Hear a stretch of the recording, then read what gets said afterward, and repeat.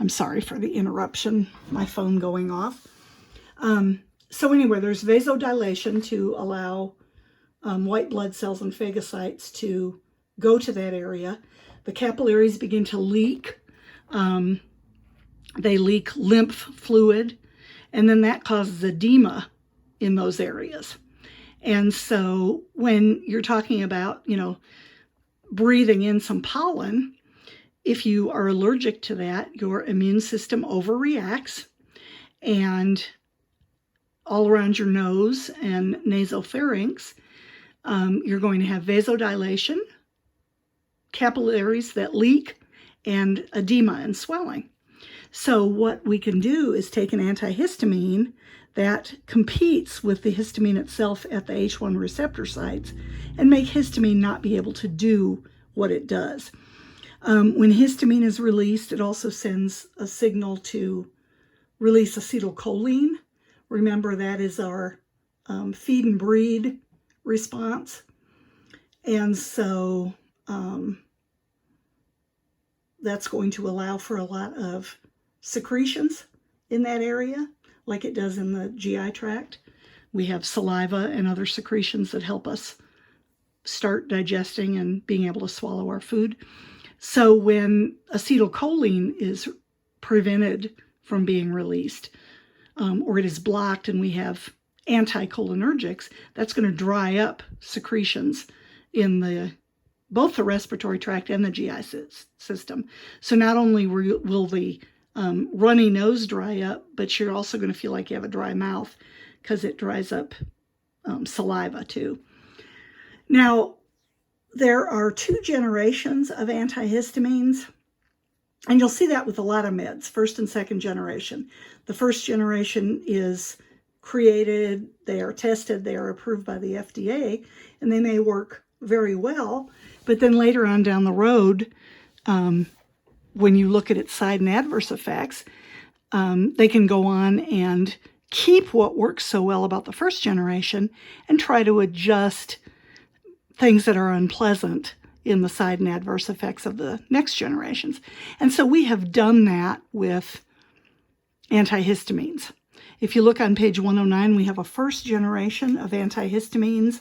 And our prototype of the first generation antihistamine is diphenhydramine or Benadryl. We know that Benadryl kind of covers that last little point down there.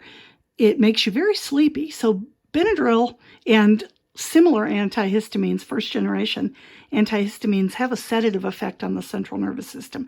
They cross the blood-brain barrier and they make you sleepy.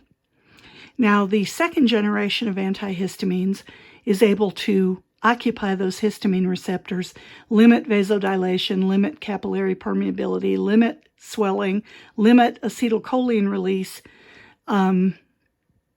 while not causing that sedative effect quite as badly because it doesn't cross the blood-brain barrier like the first generation does.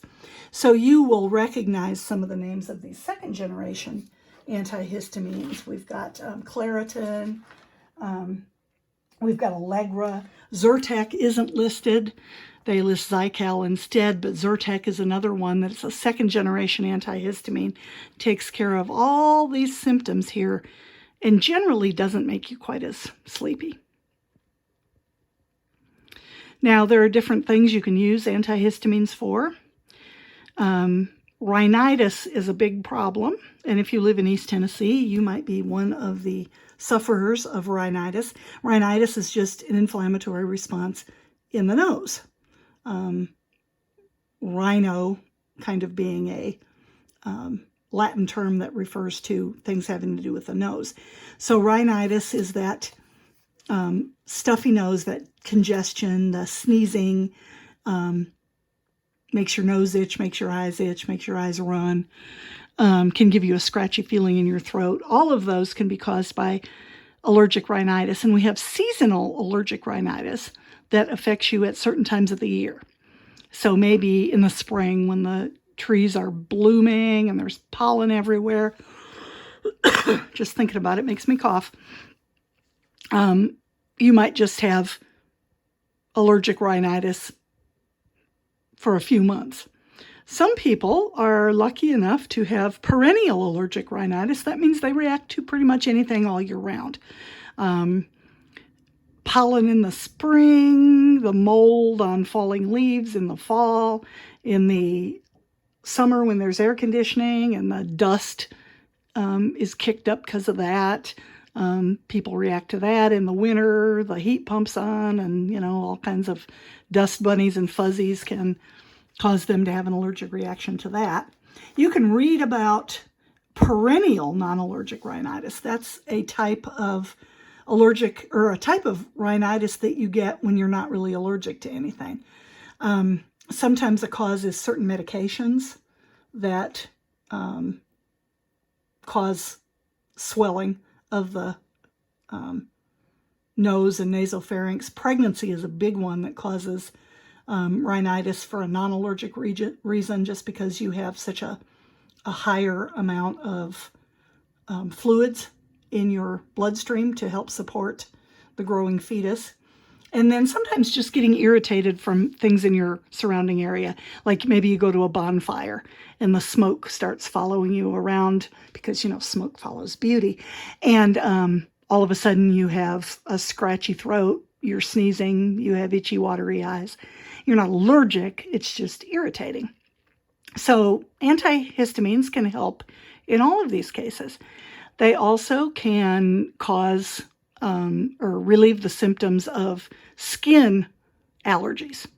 Eczema, a skin rash that has an allergic component, and sometimes goes hand in hand with asthma and other allergies. Just rashes that somebody breaks out into because you're just, exposed to something. Sometimes for allergic sufferers, it's just the air. Or hives. Sometimes people will break out in hives, either from an allergic response to something or just stress. Antihistamines are also helpful as a therapy for anaphylaxis. If somebody reacts to a medication maybe and has like a penicillin reaction, and they go into anaphylactic reactions that eventually could lead to circulatory breakdown. You call 911, they're rushed to the emergency room, they're treated with supportive care and breathing treatments and epinephrine. But along with that supportive care and the epinephrine to keep their circulatory system functioning, they're going to go ahead and give usually Benadryl or something similar, maybe Atarax, which is hydroxyzine, to calm down that histamine reaction that goes hand in hand with that allergy. And then many times antihistamines are just given as a pre-op shot for sedation or to kind of calm somebody down when they need it. Either they're agitated or they need sedation to kind of help a pain med be more effective.